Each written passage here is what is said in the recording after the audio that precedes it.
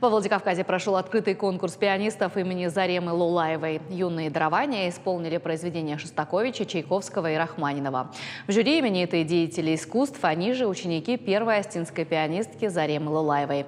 Как прошел конкурс, расскажет Дана Малышева.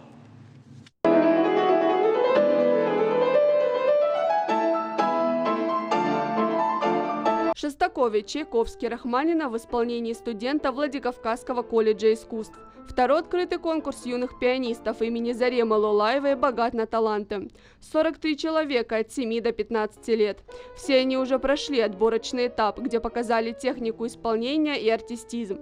Для них участие в конкурсе, который посвящен первой осетинской профессиональной пианистке, большая ответственность. Зарема Лулаева – это учительница моей учительницы. Ну, в смысле, я как ее внук. И она была очень добрая. Я хочу для нее подарить всем радость, ей тоже. Ребят оценивает профессиональное жюри. Лариса Гергиева, Тамерлан Хосроев, Василий Попов. По их мнению, юные пианисты отличились своей хваткой, музыкальностью и технической подготовкой.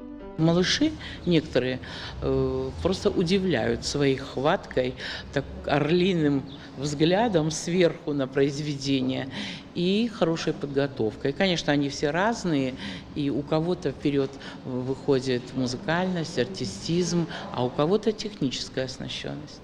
Зарема Лулаева мечтала о карьере врача, но жизнь несла свои коррективы. И по совету мамы поступила в детскую музыкальную школу номер 1 имени Чайковского. Спустя время она вернулась, но уже как талантливый преподаватель и строгий наставник. Ее никогда не подводила интуиция. Зарема Лулаева безошибочно определяла одаренных учеников. В Ларисе Гергиевой она увидела концертмейстера. Валерия Гергиева привела к дирижеру Анатолию Брискину. Композиторы Жанна Плиева, Ацама Смакоев, они все прошли уроки фортепиано Лулаевой в музыкальной школе имени Чайковского и Владикавказском колледже искусств. Имя первой профессиональной пианистки Северной Осетии звучит вновь, спустя 90 лет со дня ее рождения. Я надеюсь, что пианисты, а это юные пианисты Осетии, будут знать о ней, будут тоже гордиться, что они занимались, может быть, у учеников Заремы Андреевны, то есть они становятся музыкальными внуками ее. И мне кажется, вот такая память об этом выдающемся человеке должна навсегда остаться в музыкальной культуре Осетии. Лучших музыкантов наградят грамотами. Но это не главное, уверены и организаторы, и сами дети. Важно другое, чтобы Зарему Лулаеву помнили ее музыкальные внуки и своим мастерством доказывали высочайший профессионализм выдающейся пианистки. Дана Малышева, Алан Суанов. Новости Осетии.